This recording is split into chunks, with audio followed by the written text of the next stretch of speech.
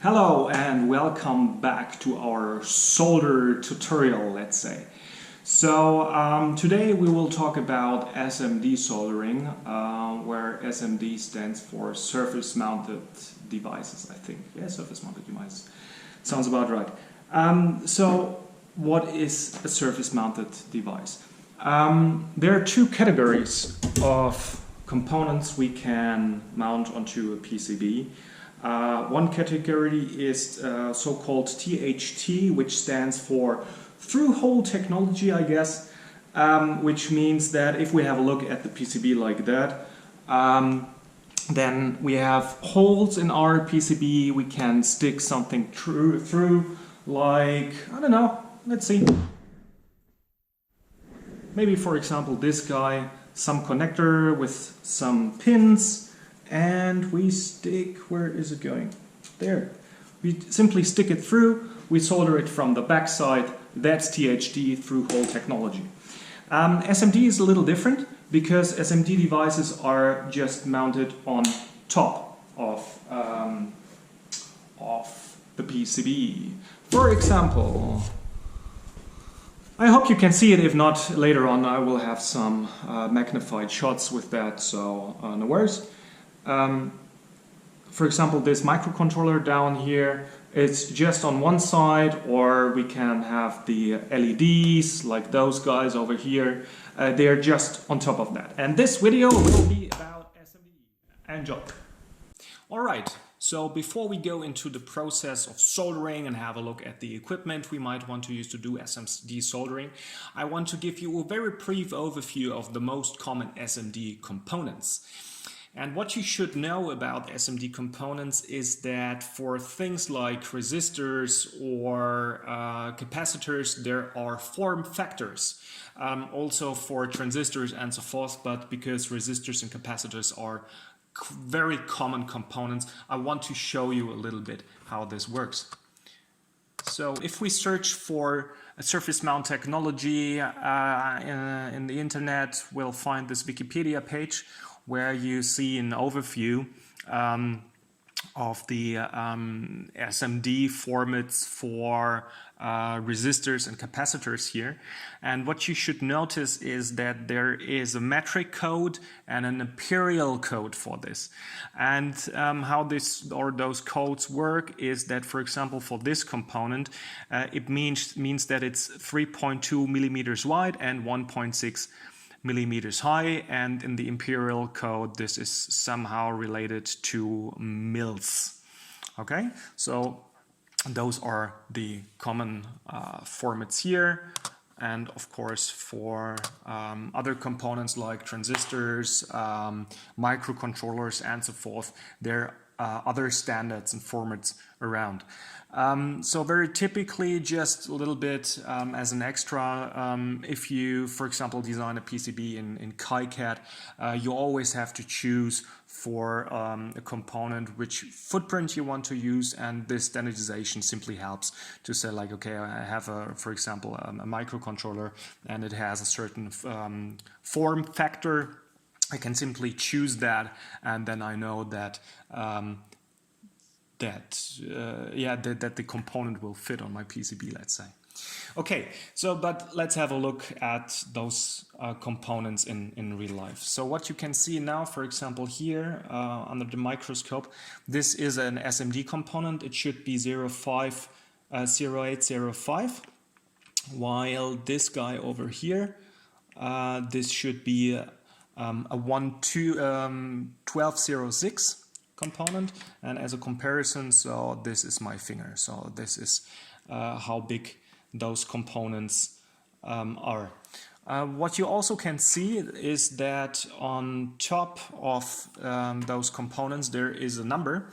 In comparison to components such as resistors where you have a color code, let's see if I can find that online. For SMDs, you have a code instead of, or numbers printed onto the component instead of colors, for example. And yeah, here it already is, SMD resistor codes. then you can already see something like that already here in the preview. So there are 3-figure SMD codes and 4-figure SMD codes, and the general idea here, can also show that here on the microscope, simply is that if you, for example, have 4700, this means in this case 470 ohms times 10 to the power of 0. So it's simply 470 ohms in that case. Okay, what else do we have? Maybe let's also turn around the camera a little bit. Let me see. This is coming from this side, so we have to go this way. Oops. Okay, so we have those kinds of components. Then there are components such as LEDs, like those guys, once again 08, 05 and 1206. Then we have components like this. In this case now, this is a PSOC microcontroller, PSOC 4 microcontroller. This package I think is called SOIC16, so because it has 16 legs. Then very popular, or becoming more popular, is to also put entire circuitries into a package. So in this case now, this is an entire step-down converter capable of providing something like, I think, 5 amps or even 10 amps of current. And the entire circuitry, the whole step-down circuitry is with the inductance and everything, is all in this package. And you can simply solder that on a PCB, but because this guy is getting hot and needs a lot of also a good connection to ground, you can see on the back side that in addition to the pins, there is an entire very big pad here where almost the entire package is soldered onto the PCB. So this is simply for ground, but also to be used as a heatsink. But not only things like that. So for example, this guy over here, this is a big inductance. And there is really, I think, from my personal perception, there is really a trend to go surface mount. Yeah, so because our devices are getting smaller, and if you, for example, let me see if I can find a resistor somewhere, simply to give like the comparison. So this is a rather old school resistor. This is a very common through-hole resistor, and then as a comparison we have those SMD components. I mean, like obviously you cannot have very high currents flowing through those resistors. So if you want to handle some power, you still need those big components because they can simply take the heat and act as a heatsink, while the small ones would blow away. But of course, if you do have a digital device, if you have a phone or something like that, then it's not about really the power, but just having this resistance. And if you want to build small devices, compact devices, which are lightweight and which you can carry around very easily, then of course you want to have small components. If we look at, for example, this microcontroller here, we can see that all the pins are visible. So we could even place that onto the PCB and try to, you know, take our soldering iron and solder that somehow from the side. However, there are components. So first of all, soldering SMD by hand is possible, but it takes a lot of experience and it's very prone to error. So I'll show you other approaches how to do that.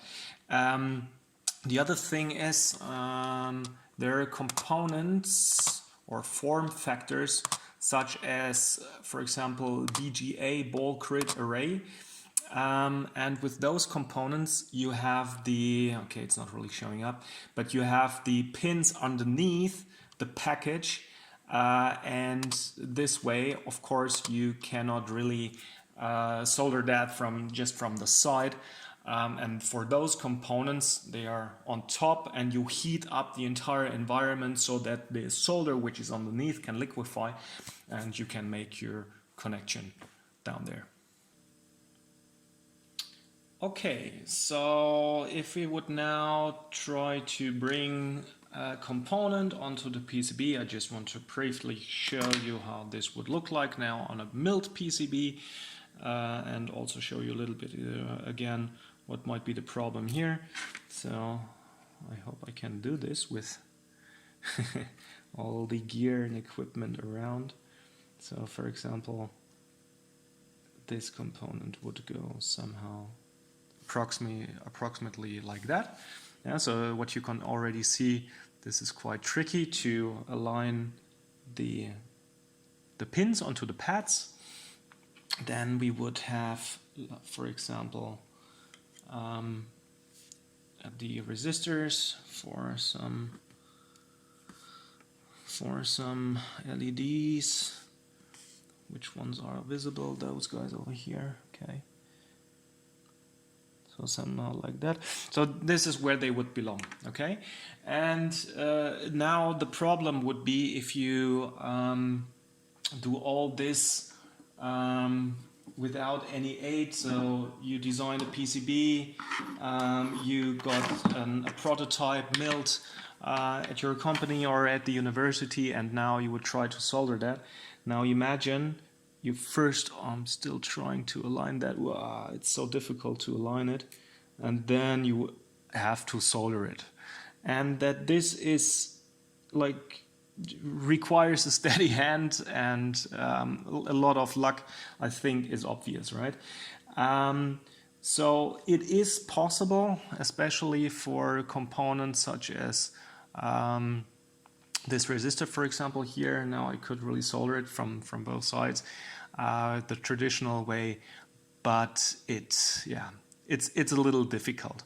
However, if you try to choose hand soldering or traditional soldering, then you can also choose there. If you, for example, if you have a 1206 package here, then you can in KiCad, for example, choose if you want to have hand soldering or non-hand soldering. For hand soldering, the pads are a little different, so that you can actually solder that by hand from the side. What is a little better is if we have a real PCB. Is it real? It's not really real. It's just like with the solder stop mask on top. If we have such a PCB, then the solder stop will help us, because only the areas where the solder should go, where we want to have our connections, are exposed, and this way it's a little easier to solder that stuff, but still soldering that the traditional way by hand might be tricky. Okay, so but how does this work? If it is that tricky, how does it work on an industrial scale? Because there's nobody sitting around and doing all this by hand. The secret sauce, or the secret ingredient in this process, is so-called solder paste. Do I have some solder paste around? No, I'll get that in a second. What is solder paste? Solder paste is a paste. And in this paste, you have solder, but it's not solid, but I think it's grinded. It's some solid, I would assume it's some solder powder. There's flux in this paste and some chemical, whatever it is, to make it a paste. Okay? And the idea now is that you bring in this paste onto the pads, or onto those areas where you want to have the solder, or want to have the solder joints, and then you can put your components into this paste. You heat up everything. We'll talk about the heating process later, but you heat up everything, the solder becomes liquid, and you have your connection. So that's the general idea. There are now different ways on how to bring in the solder onto the PCB. What I'm going to show you today is the manual approach by hand, once again, right? So I'll simply do this by hand. I'll try to find online some videos which show a more sophisticated approach. So for example, in an, let's say, hobbyist environment or very small scale environment, you might use something like a so-called stencil. So this is basically just a thin plate of, usually I think it's aluminum, and they cut out all the places where you want to have the paste. You bring that onto the PCB, and then you can put the paste on top. Right, let's try to find a video for that now. Next is the stencil itself. This is a Patton plastic stencil from O'Hara RP. You can also get stainless steel metal stencils, such as this one here. The main difference between these two is the durability. The plastic stencil will wear out much quicker than the metal stencil. For that reason, we use the metal stencils here at SparkFun for our production runs.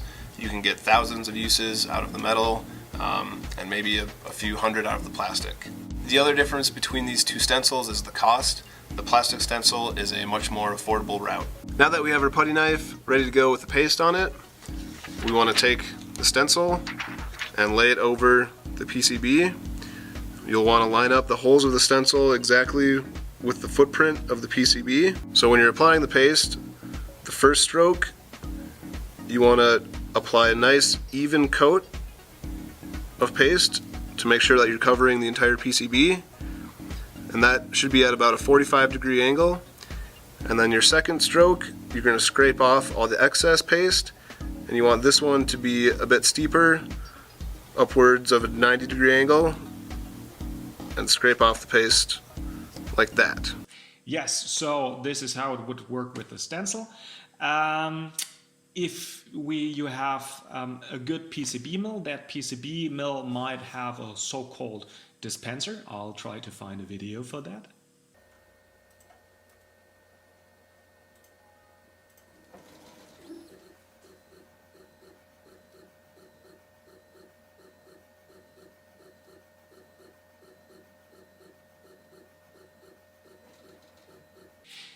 And I think those are the ones I know. I guess that if you have a large scale PCB assembly that they do it differently. I'll try to find a video for that.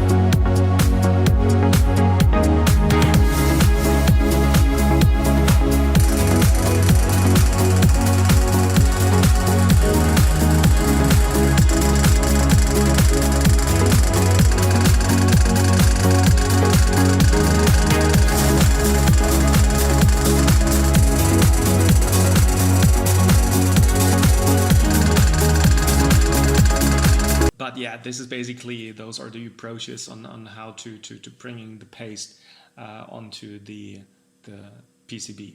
Next step, after we have the paste onto the PCB on the spots where we want to have the paste, we need to bring the components onto the PCB. Again, here I'll do it manually. There's equipment for that around, like in this video.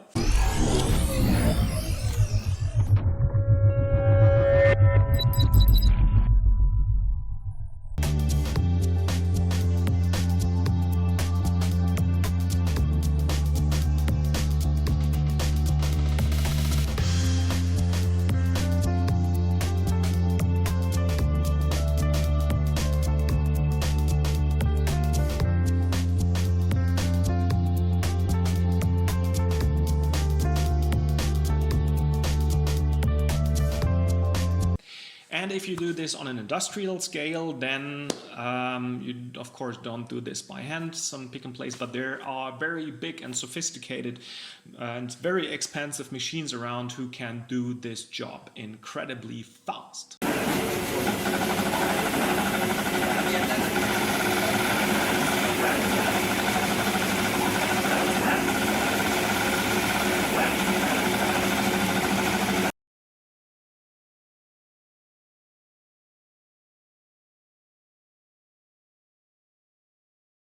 Now that we know how to do SMD soldering, let's do it. The idea on this PCB, on our glorious safety board, is that we will have some LEDs down here. I have some LEDs here, microcontroller here, and so forth. So once again, I'll use this as a demonstrator. I will use the red PCB in this case, and I will, let's again switch this overview, maybe this one. I will now go through the process on how to manually bring solder paste onto the PCB if this pump is working. All right, so the idea is the following, or the concept. We have this, I don't know the English word for that, but basically like if you would go to the doctor and get an injection, it's basically the same thing. We can choose what kind of tip we want to have, if we want to have a big opening or a small opening. If it is bigger, then of course more paste comes out of the tip if we push it. Yeah, you have to find your own tip which is suitable for you, so you can do your thing. What should be noted is that the paste inside gets more, the viscosity changes if it is warmer. So if it is warm, it's rather liquid. If it is cold, then it's hard to push it out. And here again, we have to think about, or you have to try which viscosity is suitable for, or which you prefer, which is easier for you to handle. Okay, how I will start this process now is that I will start from the left. First, I will try to bring some paste only for those LEDs, and we will just solder those LEDs, and then in the rest of the video I'll do the rest of the board. So first of all, oops, there already the paste is coming out, so if you can see that. I've just pushed it once and now it automatically is coming out. So I'll try to, first I need to get a little bit practice on that again. So bringing some paste, and once I feel a little confident with what I'm doing, I'll try my best to do it in such a way that you can see what I'm doing. I think this looks good. So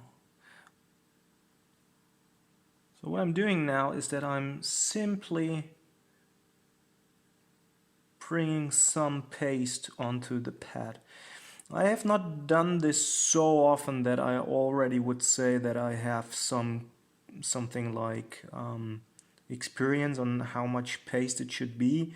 So I mean, like the amount I put in bringing now usually works pretty well for me, though I have to admit I'm not really sure if this is an optimum. This is just like yeah, I found for me personally that it is not too much and not too little. Alright, so once I have brought in the paste into everything, to change this camera maybe a little bit. Once I've done everything and there's still reflection, will this help? Not really. Once I'm done with that, I make sure that I clean the tip, and then I put the dispenser, I'm just calling it dispenser now, just aside, so that nothing gets dirty. Okay, I have now two components here, one of which is a resistor. So the resistors, they go up here in this row, and the LEDs will go down here. I think all that should be 1206, but we can check that. In here, so those are the components down here. I'm just setting the focus on that. I'm pressing E, and then I can see down here. Okay, so this footprint, so this is basically, this is the component specification configuration right now.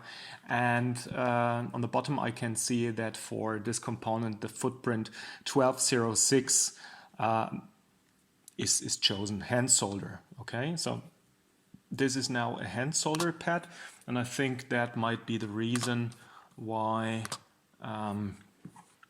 if I put bringing the component now, first maybe let's do this.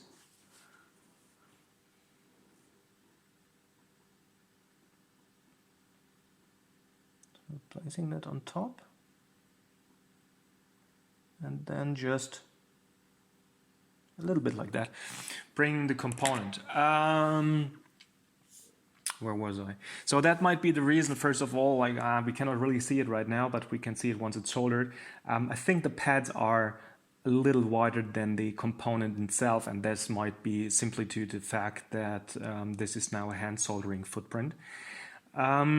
Regarding the placement of the component now within the paste, you do not have to make it super perfect, because once we heat up everything and the paste liquefies, then again we work with the surface tension, and the surface tension will pull our component just right onto a tab, so onto the pad.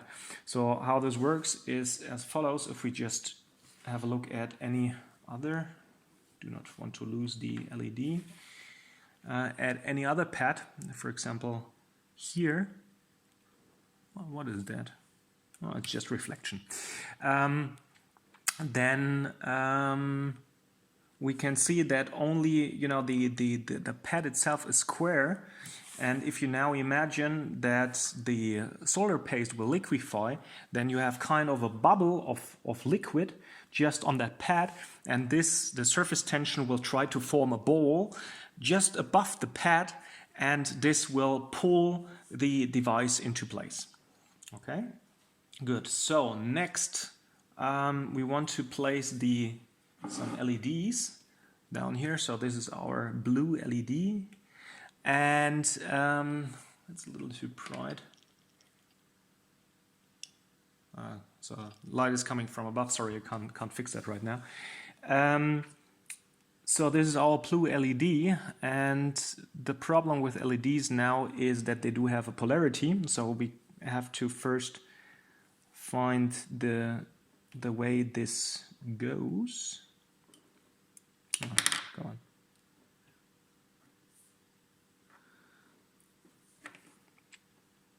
Yes, there it is.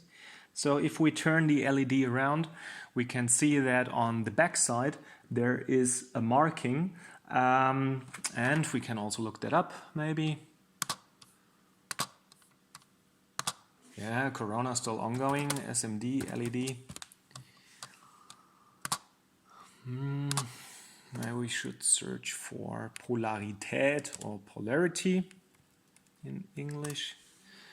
And then we can find those specifications where's the anode and where's the cathode. I always try to remember it in such a way that I say, okay, if I look at this marking, then this, I see this kind of as an arrow, and the arrow points in the direction of ground. So this is how I try to memorize that. Maybe another small hint, if you do not know what color an LED is, what I usually do in such a case is that I get a multimeter and I make it, or I switch it into this beeping mode. And I mean, like now I have those special, it's not really tweezers, but probes, tweezer probes, and they have like two pieces of metal on top, and I can use this.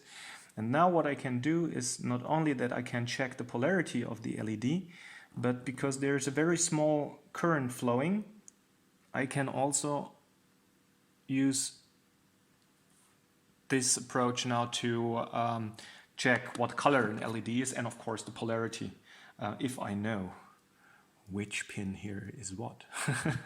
But you, for example, might want to put some marking onto the tweezers here. However, before you do this, always check like how much current your multimeter is using to for probing, so that you do not burn your LED. Yeah, so you have to look at how much current the LED can take, how much current the multimeter is providing, and then simply checking that's not burning. Usually this isn't a problem, but I do not want to be held responsible if something breaks. That's it. Okay, so let's bring in the LED.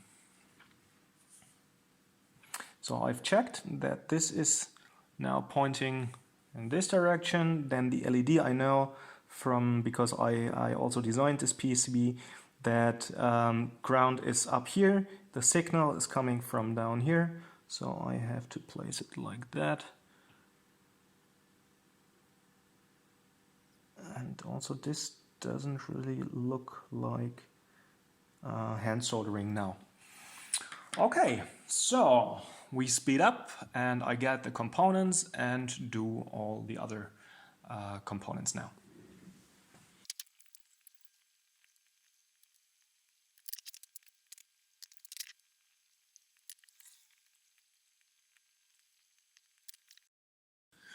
All right, good. So now that we have everything in place, we will move a little bit in the direction of how to liquefy the solder paste and how to do the actual process of soldering.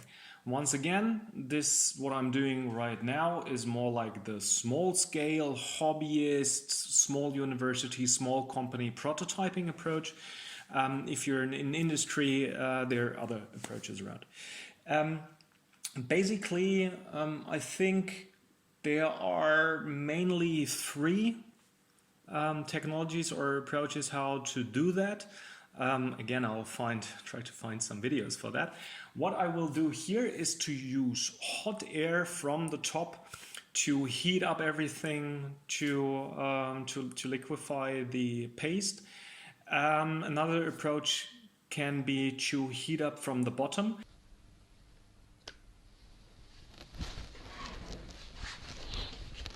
Unmelted solder paste looks gray. Once it reflows, it turns shiny silver, and that's when you know it's done. So a little bit around the power jack that's not melted yet, but the FETs over here have already reflowed, as well as the smaller 0603 parts. We're only at 230 already, but everything seems to be reflowed nicely. I think we could switch it off now, but I'm going to go ahead and bring it up to 240 and then just shut it off. Another approach is the so-called reflow oven, in which the entire PCB is very comparable to, to pizza oven, let's say.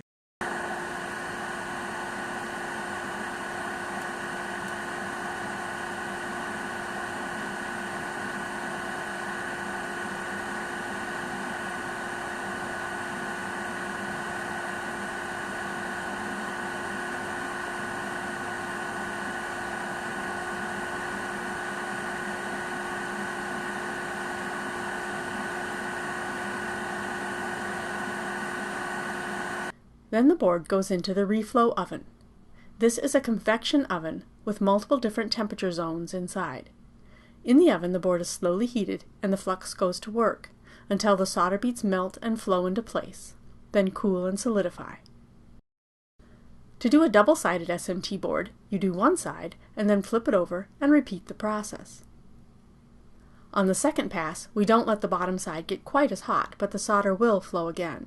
So experienced board designers know to put all the heavier components on the top side as a matter of design for manufacturing.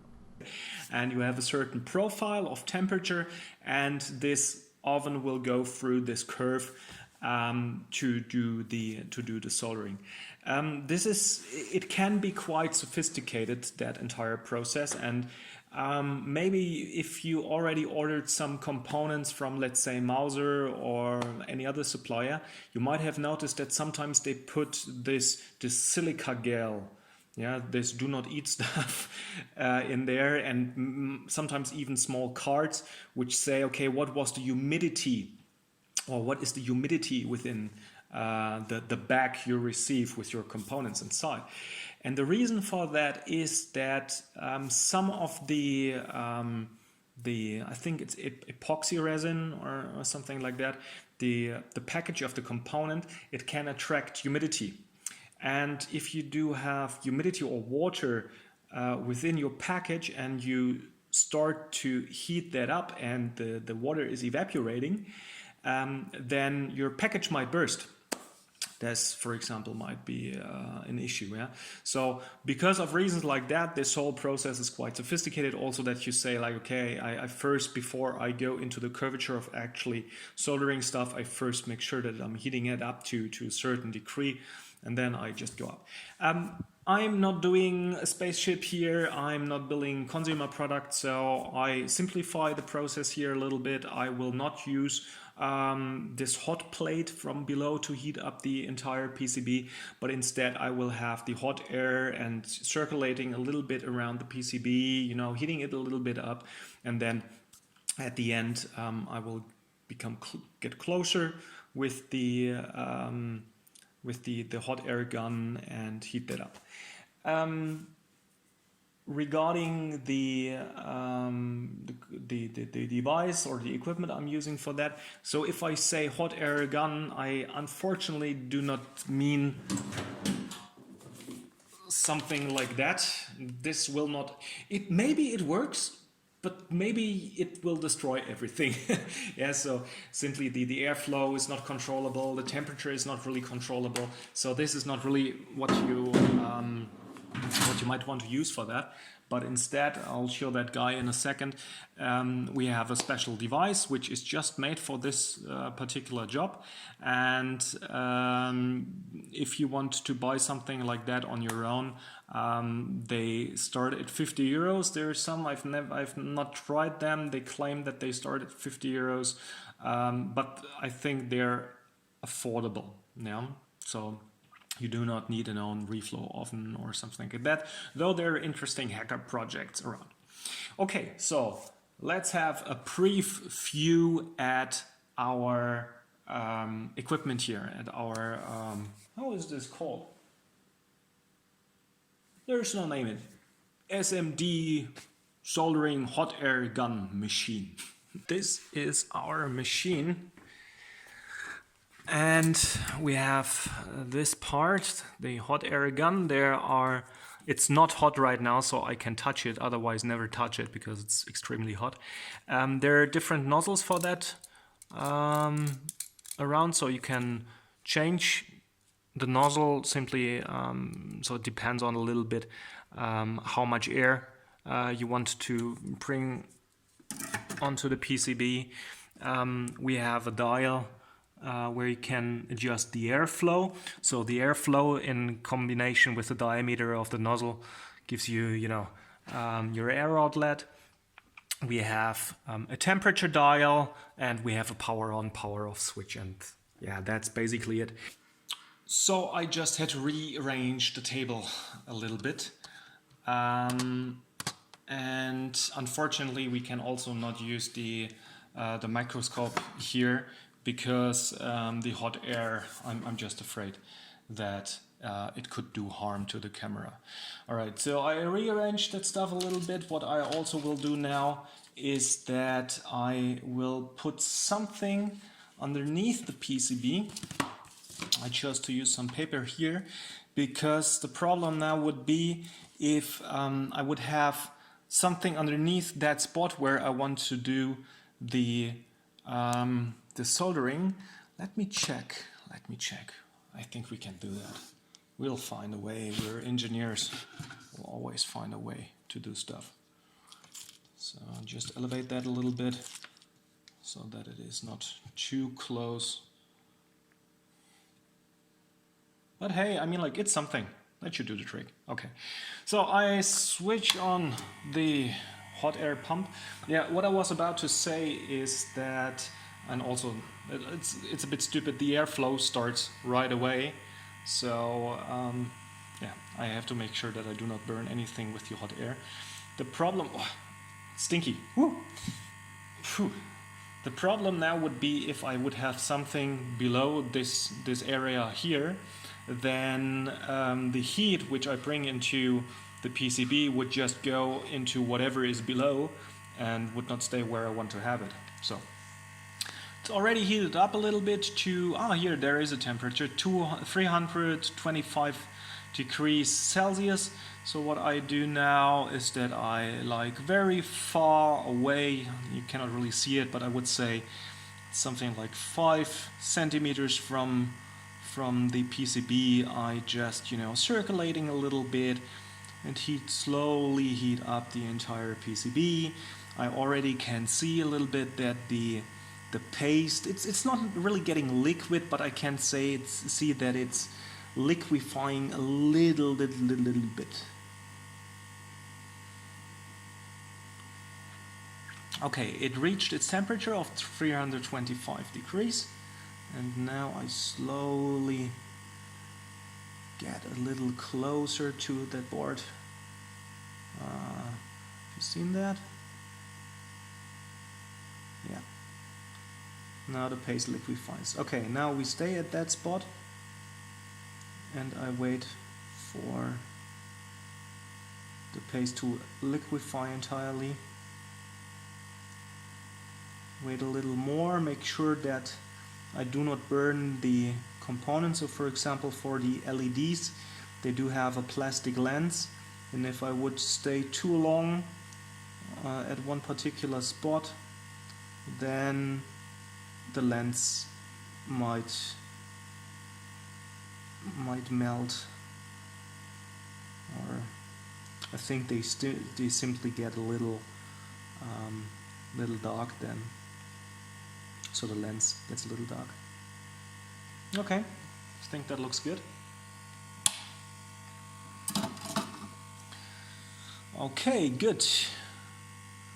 So this looks okay-ish. It's not perfect, but it's okay. Let's have a look. So yeah, this is how this looks like. Okay. What I will do next is, I mean, like, this now depends a little bit on your personal preferences, but what I usually do is, once I have this done, I immediately will check if everything's alright by just applying some voltage and see if the LEDs are igniting.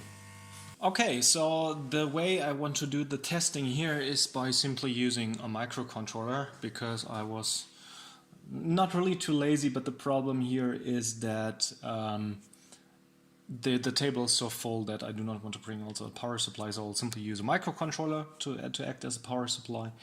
I will bring or connect ground of the microcontroller to ground of the board, and then let's pray. Yes. Yes, this is working. The only thing I think I chose the wrong LEDs because they're very bright, but hey, why not? Okay, so now that this is done, I want to continue with the PCB, with the other components on the PCB. Now let's maybe go for this microcontroller and so forth and everything which is around it. Okay. Okay, so we get the PCB or the solder paste again, and now we bring some paste just everywhere where we want to have a connection. So for those pads here, we actually do not need too much solder paste, just a little bit like that. I think it's not even a little bit, it's quite much what I'm putting on here, but I had the paste out of the fridge already for some time now, so usually we store this paste into a fridge, in a fridge. So it's already quite liquid, so there's a lot of paste coming out. But I think that should be alright. We'll just give it a try.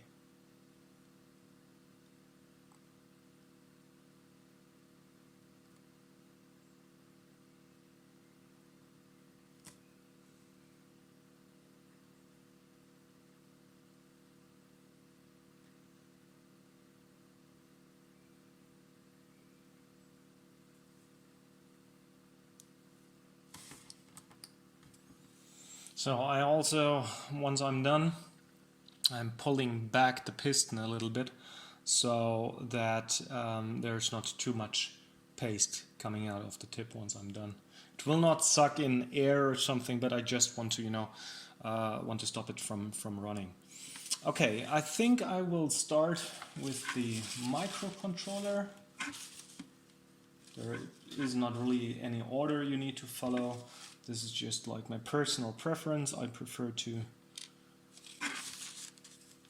use or to bring in components like that first. It always depends on a little bit, but for this case now, I'm just feeling like I want to do this component first.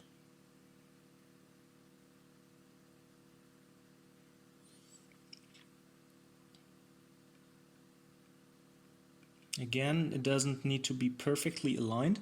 The nice thing now is, however, that the paste will make sure that the component just is in or stays in place, right? Because this is there. I'm not sure if they put something special in there, but simply because there's now this glue or this paste in between, it will just stay at that position. So I'll get the other components and put everything onto the PCB.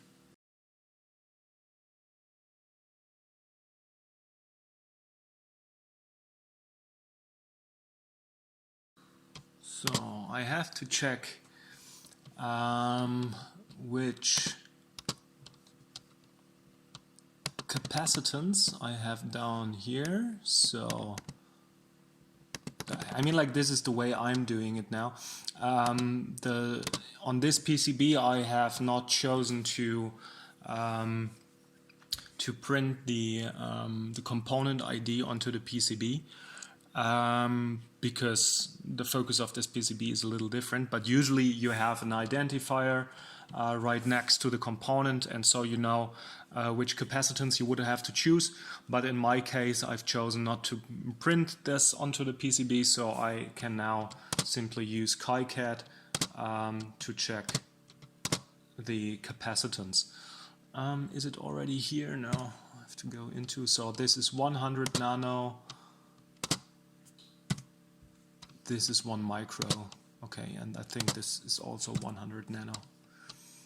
Okay, so I get the components. So I just found something interesting about those components, which is that even though all of them are 1206, I'm thinking about how I can show that to you guys. Maybe like that. They do not have the same height. Okay, so 1206 is still the factor of of width and length, but not of height. So the height might actually be different.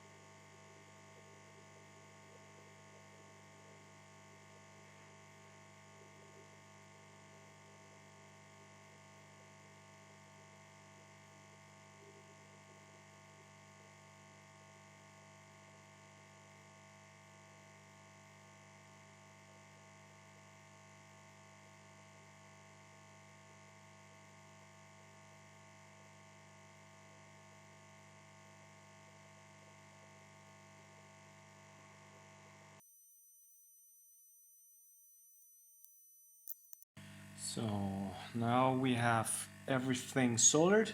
What you already might have noticed is that if we're still waiting for the pump.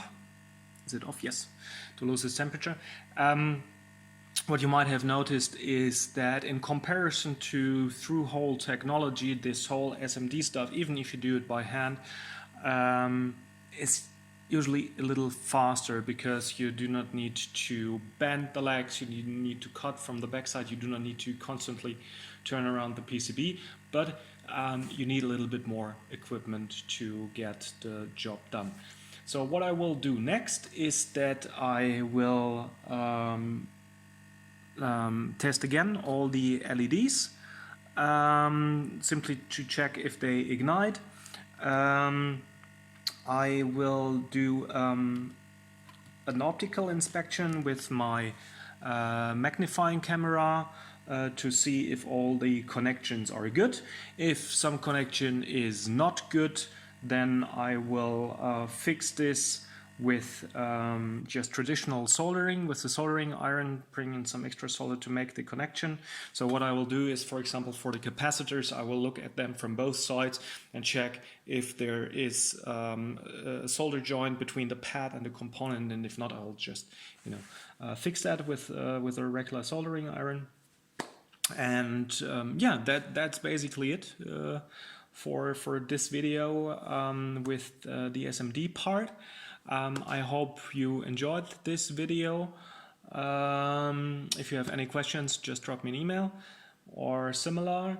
And after this process is done, or the testing and everything, I first will eat something, and after that I will do the rest of assembly of this board.